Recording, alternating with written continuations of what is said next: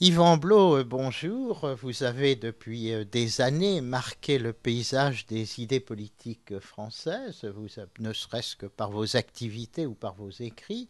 Et là, vous venez de publier un nouveau livre, La démocratie directe, une chance pour la France. Alors, comme beaucoup, j'ai eu l'occasion de parcourir cet ouvrage extrêmement bien documenté, puisque vous faites un panorama mondial, on peut le dire, des différentes expériences de démocratie directe.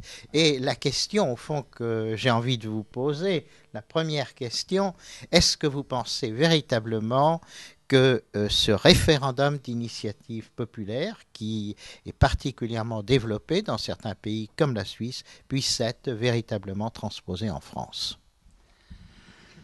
Merci Alain Bournazel. Je pense que la France, c'est vrai, pour être très franc, n'a pas une tradition considérable en matière de démocratie directe. On avait une région, d'ailleurs c'est très peu connu, qui était le Dauphiné, qui à l'époque d'avant la Révolution pratiquait, comme les cantons suisses, ces méthodes. Et puis ça a été supprimé au moment de la Révolution, et puis depuis il n'y a pas eu grand-chose. Le premier grand juriste français qui a voulu rétablir l'idée du référendum, c'est Karine Malberg, le professeur Karine Malberg à Strasbourg, qui avait un élève qui s'appelait René Capitan, et René Capitan était un ami personnel du général de Gaulle. Ce qui explique pourquoi le général de Gaulle, en 1945, a voulu rétablir le référendum contre l'avis unanime de toute la classe politique. Et je dis ça, c'est parce que ce contexte historique peut nous faire comprendre que ça sera peut-être pas facile en France d'arriver à mettre en place ce référendum d'initiative populaire. Cela dit, le peuple est pour. Nous avons des sondages depuis des années qui montrent tous que entre 70, 80 peut-être % des Français souhaiteraient pouvoir être consultés sur toutes sortes de sujets. Ils voudraient être consultés sur le traité européen, ça a été le cas d'ailleurs. Ils voudraient être consultés sur tel ou tel impôt, la création d'un impôt nouveau ou la suppression d'un impôt. Ils voudraient être consultés sur l'immigration. La Suisse a fait au moins 7 ou 8 référendums sur l'immigration et ça a modifié un peu sa politique, qui est beaucoup plus raisonnable que la nôtre d'ailleurs. Alors je crois que du côté du peuple, là, il n'y a pas de problème. Alors du côté de la classe politique, les avis sont partagés. J'ai donné dans mon livre La démocratie directe, qui est paru chez Economica, une liste de 77 députés qui ont signé une proposition de loi en faveur du référendum d'initiative populaire. Bon.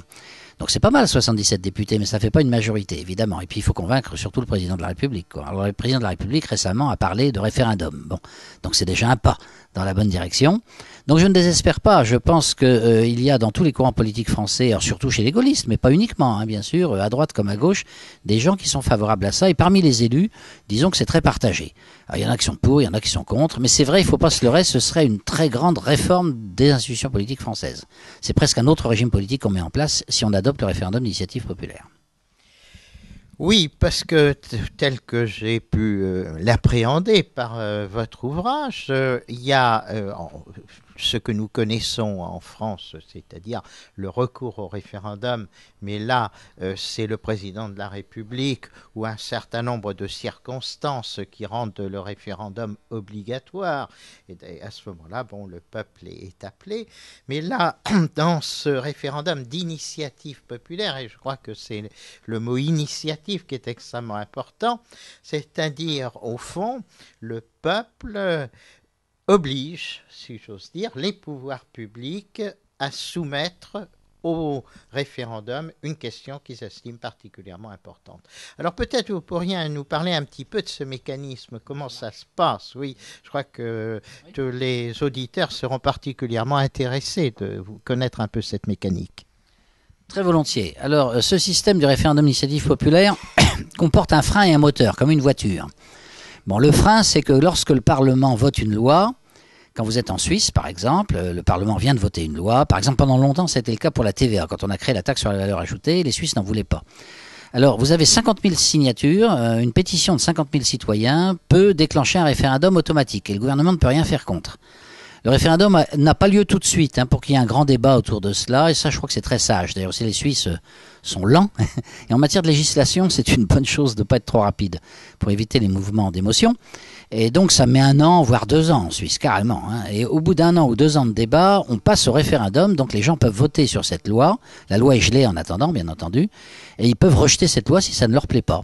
Alors ils ont fait le cas pendant plusieurs années avec la TVA. À la fin, le gouvernement est revenu à la charge ils ont fini par adopter par référendum la TVA, mais avec un taux très très bas, parce que le gouvernement s'est dit, les gens sont tellement contre qu'il faut un taux très bas, sinon ils ne voudront jamais. Alors résultat, la TVA en Suisse est 2 fois plus faible que dans les pays de l'Union européenne. Tant mieux pour le consommateur. C'est vrai pour les impôts. D'ailleurs, d'une façon générale, là où le référendum d'initiative populaire existe, les impôts sont 30% plus faibles, les dépenses publiques 30% plus faibles, et l'endettement public 50% plus faible. On avait fait ces études-là aux États-Unis, où il y a 26 États sur 50 qui l'ont, et on a observé la même chose en Suisse. Alors, donc, je disais qu'il y a un frein. Alors, le frein, c'est un droit de veto du peuple qui peut empêcher donc une loi de passer, même si elle est votée par le Parlement. Si les gens n'en veulent pas, ben, ils n'en veulent pas, voilà. Donc ça oblige aussi le Parlement à être responsable devant le peuple et à faire très attention à ce qu'il vote. Et puis il y a aussi un moteur. Alors le moteur, ça c'est encore plus ambitieux, c'est ce qu'on appelle l'initiative populaire. C'est-à-dire que, alors en Suisse, je reprends les chiffres suisses, il faut 100 000 citoyens, une pétition de 100 000 personnes, peut soumettre un texte totalement nouveau, une loi totalement nouvelle au peuple. Le Parlement donne son avis. Souvent le Parlement rédige un contre-projet d'ailleurs, et ensuite on met aux voix. En général 2 ans après aussi, il y a un très long débat. 2 ans après, on met aux voix le contre-projet et puis le projet de l'initiative, le projet des citoyens qui ont lancé ce texte nouveau. Alors que le meilleur gagne en quelque sorte. Et ça permet, c'est un grand avantage je trouve ce système-là, c'est que ça permet à des juristes privés de rédiger les lois. Parce que qui rédige les lois en réalité ? Bon, on vous dira les députés. Non, c'est pas vrai. Les députés votent les lois, c'est rare qu'ils les rédigent. Bon, il n'y a pas une majorité de juristes parmi eux. Donc en fait, c'est les hauts fonctionnaires. Les hauts fonctionnaires issus de l'ENA qui, dans les ministères, rédigent des textes. Et ils ne sont pas toujours forcément très proches du peuple, ces fonctionnaires. C'est ça le problème. Mais quand vous avez une initiative populaire, vous avez des citoyens qui veulent une loi nouvelle sur un sujet, par exemple pour restreindre l'immigration. J'en sais rien, moi par exemple, c'est arrivé souvent en Suisse. Qu'est-ce qui se passe ? Les citoyens ne sont pas forcément des juristes, donc ils ne savent pas comment rédiger leur texte. Donc ils vont voir un cabinet d'avocats ou des consultants juridiques et qui leur rédigent le texte.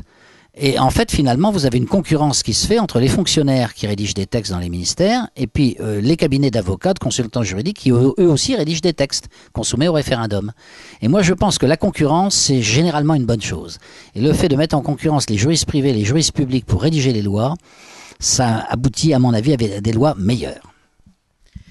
Est-ce que vous pensez que la classe politique française serait prête un peu à se laisser dépouiller de ses attributions, car elle perd, le Parlement perd le monopole de sa capacité de légiférer, puisqu'on a une législation directe qui vient du milieu populaire?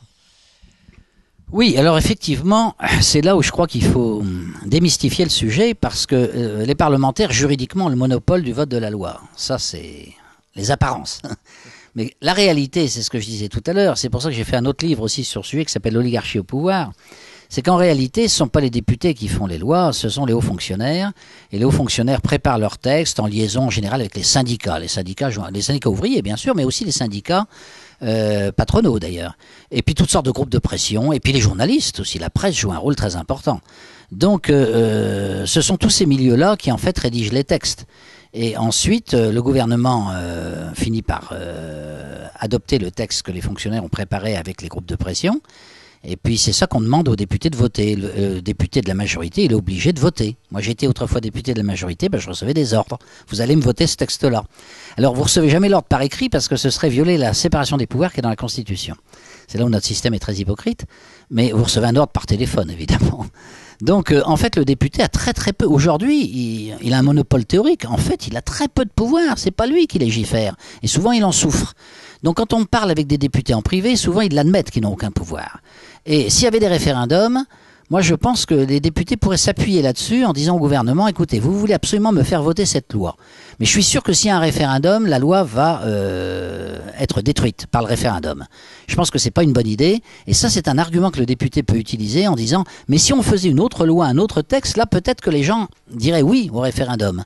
Et c'est un argument pour le député, il s'arc-boute sur le peuple en quelque sorte, pour résister au pouvoir des ministères, des hauts fonctionnaires et du gouvernement. Donc pour le député, c'est pas forcément une mauvaise affaire. On objecte au référendum d'initiative populaire, c'est qu'il peut conduire à l'expression de passion des réactions passionnelles dans l'instant, de gens qui ne sont pas parfaitement informés et qu'on se trouve avec, allez, disons, des lois absolument délirantes qui émaneraient précisément de ces mouvements absolument incontrôlés, comme il peut exister dans toutes les nations, dans tous les peuples. Alors, qu'est-ce que vous répondez à cette objection ? C'est une objection courante, effectivement. J'ai deux réponses. Première réponse, l'expérience historique. En Amérique, vous avez 26 États sur 50 au sein des États-Unis qui pratiquent ce système, notamment la Californie, qui est un État très important. Il n'y a jamais eu de texte excessif, extrémiste, qui soit passé. Il y a des textes, certes, qui ont fait l'objet de controverses, comme la baisse des impôts à l'époque de Reagan, une baisse de 30% des impôts d'un seul coup, par référendum, hein, donc ça a fait beaucoup de bruit. Mais des textes vraiment très extrémistes, délirants, ça n'est jamais passé. En Suisse, c'est pareil. Alors vous allez me dire, les Suisses sont des gens raisonnables. Mais il faut savoir que depuis une quarantaine d'années, l'Allemagne a adopté le système au niveau des États fédérés, au niveau local, et puis l'Italie aussi a adopté le système. Et ça n'a jamais débouché sur le chaos. Donc l'expérience historique plaide sur le fait que finalement les électeurs sont pas si déraisonnables que ça. Et je crois qu'il y a une raison, c'est que pour gagner un référendum, il faut faire 50% des voix. C'est beaucoup 50% des voix. Souvent les extrémistes, ils peuvent gagner 20, 30%, mais arriver à 50, historiquement, ça se voit rarement. Mon deuxième argument, c'est que l'argument qui vient d'être opposé en disant que ferez-vous s'il y a un vote passionnel ? Mais c'est exactement pareil au Parlement. Il ne faut pas croire que les parlementaires sont des êtres éthérés qui n'ont pas de passion, au contraire. Et on a même des tas d'exemples de votes, si vous voulez, de parlementaires qui ont été catastrophiques pour leur pays. Et ça n'est jamais arrivé par référendum. Par exemple, alors je vais prendre des cas un peu extrêmes, c'est vrai, mais historiquement c'est comme ça. En Allemagne, un certain monsieur Hitler est arrivé au pouvoir parce qu'il avait une majorité parlementaire, donc il a été choisi comme Premier ministre par le chef de l'État, et le Parlement lui a accordé l'investiture. Il y a une majorité de députés pour lui, en sa faveur. Puis ensuite, un an après, il a demandé les pleins pouvoirs, et c'est les mêmes députés, même de partis différents d'ailleurs, qui ont voté pour lui. Là aussi, et qui lui ont permis d'instaurer sa dictature. Mussolini, c'est exactement le même phénomène. C'est le Parlement qui a donné les pleins pouvoirs à Mussolini, à la suite d'élections, tout ce qui est le plus classique parlementaire. Vous avez d'autres exemples, on pourrait citer bien sûr les pleins pouvoirs donnés au maréchal Pétain par la Chambre des députés. Donc si vous utilisez ce genre d'argument, il faudrait supprimer les parlements. Sous prétexte qu'on a 3 camps en Europe de parlements qui ont voté pour mettre en place des dictatures, donc il faudrait supprimer le Parlement. Bon, c'est pas raisonnable. Il y avait des circonstances exceptionnelles, c'est certain. Mais les référendums, ça n'est jamais arrivé. Ça n'est jamais arrivé. Donc je crois que il est peut-être plus plausible d'avoir un mouvement de passion dans un groupe de parlementaires à un moment donné sous le coup d'un choc que dans le peuple. Parce que le Parlement, c'est un peu comme une foule, si vous voulez, il peut avoir des réactions passionnelles. On le voit bien, d'ailleurs, quand on voit les débats à l'Assemblée, parfois c'est très passionnel. Tandis que le peuple, c'est tout le monde, c'est pas les gens qui sont dans la rue, hein, c'est tout le monde. Et dans tout le monde, vous avez quand même une grande majorité de modérés, du moins dans les sociétés civilisées où les classes moyennes font la majorité. Les classes moyennes, en général, ne cherchent pas la révolution. Et comment pensez-vous populariser cette idée en France ? Qu'est-ce que vous pouvez faire pour la faire sortir du milieu restreint des intellectuels, de ceux qui s'intéressent au fonctionnement des institutions, puisque c'est le peuple qui est concerné. Il faut qu'il y ait pour cette initiative qui était quand même extrêmement forte dans l'histoire des institutions françaises, il faut qu'il y ait un réel consensus. On ne gouverne pas sans consensus. Alors, comment pensez-vous passer du livre à la réalisation du projet ? C'est une bonne question. C'est d'ailleurs le point le plus délicat, évidemment. Moi j'ai créé une petite association pour le développement de la démocratie directe qui a pour but surtout de se documenter et d'apporter les éléments intellectuels qui permettent d'argumenter en faveur de la démocratie directe et qui ont débouché notamment sur ce livre. Bon. Outre cette association, il faut se trouver des alliés, il faut qu'il y ait d'autres associations qui, elles, sont nombreuses sur le terrain et qui peuvent relayer l'idée. Alors, dans un premier temps, j'ai trouvé le soutien d'une association assez importante qui a beaucoup de membres, 140 000 membres, je crois, qui s'appelle Contribuables Associés, parce qu'elle s'est rendue compte que pour les impôts, pour la défense du contribuable, c'était une bonne méthode, le référendum d'initiative populaire. Donc voilà un relais déjà. Ils ont des journaux, ils ont des sections, bon, c'est un relais. Il faut qu'il y ait d'autres relais, bien sûr. Alors, le groupe parlementaire dont je vous ai parlé tout à l'heure, c'est un autre relais, 77 députés. Simplement, il faut les organiser, leur proposer des initiatives, des dîners-débats, des choses comme ça dans leur circonscription. C'est un autre relais. Un troisième relais, relais, et ça ce serait nouveau, mais je crois qu'on va être sans doute amené à voir ça ensemble, cher Alain Bournazel. C'est un parti politique, bien sûr, qui reprenne le drapeau de la démocratie directe, du référendum d'initiative populaire. Alors, comme à la suite de la dernière convention du RIF, le RIF a adopté cette idée du référendum d'initiative populaire, ben, voilà un parti politique qui pourrait faire la différence avec les autres partis en défendant cette idée et avec les avantages du parti politique, c'est-à-dire d'avoir des candidats aux élections, d'avoir des sections un peu partout en France, au sein du peuple, justement. Et ce serait un bon moyen, je pense, de populariser cette idée. D'ailleurs, c'est souvent ce qui s'est passé. Hein. Je vois aux États-Unis, par exemple, dans les années 1900, cette idée de référendum d'initiative populaire s'est développée dans les États de l'Ouest. Et les deux grands partis politiques classiques américains n'en voulaient pas. Les républicains, les démocrates, ils trouvaient que tout allait bien comme ça, ils voulaient pas qu'on change. Bon. Mais il y a beaucoup d'électeurs qui étaient très mécontents parce qu'à l'époque, en plus, il faut ajouter qu'il y avait énormément de corruption chez les élus. Et pour lutter contre la corruption et pour arriver à faire le changement, eh bien, il y a des personnes qui se sont dévouées pour créer des mouvements qui s'appelaient d'ailleurs, selon les cas, populistes ou progressistes. Enfin, peu importe, ça c'était dans le vocabulaire américain. Hein. Et ils ont créé un troisième parti qui a obtenu souvent la réforme de la Constitution dans la moitié des États américains, finalement. Donc je crois que le parti politique est un instrument aussi très important, évidemment. Et puis il y a bien sûr l'action auprès de la presse et des médias. Mais c'est pas très facile parce que la presse et les médias ne s'emparent de sujets que lorsqu'ils sont déjà débattus et déjà à la mode. Et comme c'est un sujet nouveau, ben, c'est difficile d'accrocher pour l'instant l'attention des journalistes, je m'en suis rendu compte. Pour compléter ce que vous venez de dire, il y aura samedi prochain à Avignon une manifestation importante dans laquelle justement il sera fait état du référendum d'initiative populaire qui va être un moyen parmi d'autres de le populariser, car c'est évident qu'une réforme comme celle-ci ne peut procéder que d'un grand mouvement populaire, il faut qu'elle soit voulue. Et pour terminer, au fond, comment voyez-vous un peu l'introduction de ce nouveau moyen, ce référendum? On ne va pas quand même voter toutes les semaines, on ne va pas voter tous les mois. C'est au fond quels sont les grands thèmes, les grands débats que vous verriez traités par cette voie du recours direct aux citoyens? Moi, je crois qu'il ne faut pas se limiter. Je crois que la plupart des sujets peuvent être abordés par les référendums d'initiative populaire. Ça peut être la ratification de grands traités internationaux concernant l'Europe, ça peut être l'euro, ça peut être l'immigration, c'est aussi un problème de traités internationaux aussi largement. Ça peut être aussi des sujets de politique intérieure, hein. Ça peut concerner l'ordre public, la réforme du code pénal, la répression de la récidive criminelle, par exemple, des choses de genre. Ça peut être des sujets économiques et financiers. Les impôts, les dépenses publiques, du moment que ça relève de la loi, ça peut faire l'objet d'un référendum d'initiative populaire. Donc voilà pour les objets, hein, donc on peut traiter beaucoup de sujets. En ce qui concerne la fréquence, alors là on a des exemples à l'étranger. Souvent aux États-Unis, je crois que c'est en général une fois par an ou 2 fois par an dans la plupart des États. Ils rassemblent les différentes questions. Il y a plusieurs questions qui sont posées sur le même bulletin. Alors on coche oui ou non pour chaque question. Et donc on peut traiter 4 ou 5 référendums le même jour grâce à cette méthode. Ça évite de déranger les gens plusieurs fois. En Suisse, où ils sont particulièrement activistes, disons les citoyens sont très très civiques, ils en font beaucoup, hein, puisqu'ils en font 4 fois par an. Donc il y a 4 dimanches par an où on peut voter sur des référendums qui peuvent être des référendums d'ordre national, mais aussi d'ordre local. Donc, est-ce qu'on va construire un pont à la sortie du village, des choses comme ça. Je pense d'ailleurs que dans un premier temps en France, ce serait peut-être plus prudent de limiter le référendum d'initiative populaire, peut-être outre quelques grands sujets qui touchent par exemple la souveraineté nationale, mais autrement on pourrait peut-être se limiter surtout dans un premier temps à la démocratie locale. Ça éviterait à certains maires ou présidents de région parfois d'abuser un peu des fonds des contribuables, et ce serait pas mal. Et puis ensuite, dans un deuxième temps, on pourrait mettre en place le référendum d'initiative populaire au niveau national, comme ça se fait notamment en Suisse ou en Italie. Voilà.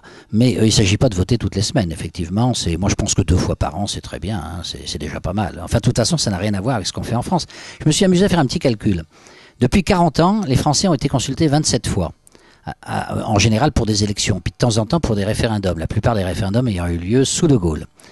27 fois en 40 ans. Et les Suisses ont été consultés, je crois, 354 fois. Alors évidemment, c'est pas la même chose. Mais il faut savoir si on veut vivre en démocratie ou pas. Merci beaucoup Yvan Blot. Peut-être dernière question, est-ce qu'il ne faudrait pas accompagner justement cette réforme institutionnelle d'un petit peu d'éducation physique ou d'information sur le fonctionnement des institutions, car on a vraiment l'impression que nos citoyens finalement sont assez mal informés de la façon dont les choses se passent. Alors c'est le cercle vicieux. Effectivement, dans un pays où vous n'avez pas de démocratie directe, c'est-à-dire pas de référendum, les gens sont mal informés parce que les médias parlent essentiellement de querelles de personnes. Alors est-ce que Madame Aubry va soutenir M. Hollande, je sais pas, ou est-ce que M. Bayrou ralliera ses voix à M. Sarkozy, par exemple, des questions de ce genre. Bon, qui sont importantes d'ailleurs, c'est vrai. Mais on ne fait plus que cela. On se pose des questions qui portent uniquement sur les personnes et pas sur le fond des sujets. Quand il y a des référendums, on discute pour savoir si oui ou non on veut augmenter tel impôt, on veut un budget équilibré, on veut adhérer à l'Europe ou pas. Donc on traite de sujets de fond. Donc la presse est obligée de faire pareil. C'est que si vous lisez la presse suisse, vous apercevez qu'elle est bien meilleure que la presse française. Elle ne traite pas que de querelles de personnes, elle traite des vrais sujets qui intéressent les gens. Et là, je pense que ça informe beaucoup mieux les citoyens.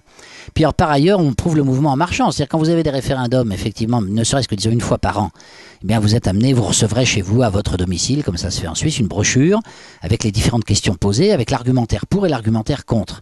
Bon, vous êtes libre de faire ce que vous voulez, hein. Si ça vous intéresse pas, vous le lisez pas. Mais quand même, c'est tentant. Donc je pense que beaucoup de citoyens se mettraient à lire ces brochures. Et au bout de 10 ans, ils finiraient par avoir une véritable formation. On finit par se former à travers les référendums. Tandis que quand il n'y en a jamais, par définition, vous n'avez pas l'occasion de vous former. Puis après, on se dit, bah oui, mais comme les citoyens français sont pas formés, il faut surtout pas les consulter. Alors évidemment, avec un raisonnement pareil, eh bien, on ne fera jamais la moindre réforme politique. Avec un raisonnement du même type, on n'aurait jamais eu le suffrage universel. Yvan Blot, je tiens à vous remercier très, très sincèrement pour ce que vous faites, c'est-à-dire cette introduction d'une innovation majeure dans le fonctionnement du système politique français. Vous savez à quel point je me suis rallié à vos idées sur ce point, car je crois que ce qui est fondamental aujourd'hui, c'est de dépasser cet accaparement de la chose politique par une classe politique et que le peuple doit véritablement devenir acteur de son propre destin et non pas le subir. Donc tous mes vœux pour que ces idées que vous avez semées puissent se développer, prospérer, et sachez que nous serons toujours à vos côtés pour les appuyer. Merci Alain Bournazel. Je crois que nous travaillerons ensemble effectivement sur ce projet qui, je crois, est très exaltant parce qu'il permettra effectivement enfin au peuple français de faire des grands choix sur des sujets qui le concernent, sur lesquels on ne l'a pas consulté dans le passé. Du genre l'adhésion à l'euro, du genre l'immigration, des sujets de ce genre. Je pense qu'il faut prendre l'avis de tout le monde et il ne faut pas les mettre devant le fait accompli. Donc je suis heureux de voir que nous travaillerons ensemble sur ce sujet-là. Merci beaucoup Yvan Blot.